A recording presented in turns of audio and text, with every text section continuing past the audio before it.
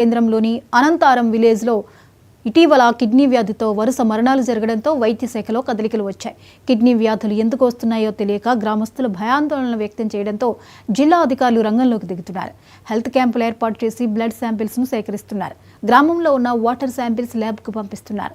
ఆహార అలవాట్లలో ఏమైనా తేడాలు ఉన్నాయా, లేక ఆల్కహాల్, హైడోస్ మందులు ఏమైనా ఉపయోగిస్తున్నారా అన్న విషయాలపై వైద్యులు ఆరా తీస్తున్నారు. భద్రాద్రి కొత్తగూడెం జిల్లా డిఎంహెచ్ఓ భాస్కర్ నాయక్ అనంతారం గ్రామాన్ని సందర్శించి కిడ్నీ బాధితులతో మాట్లాడారు.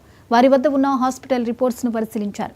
అయితే బ్లడ్ శాంపిల్స్, వాటర్ శాంపిల్స్లో ఇబ్బందులేం లేవని, హైడోస్ మందులు వాడుతున్నారా అనే విషయంపై అనుమానం వ్యక్తం చేస్తున్నారు.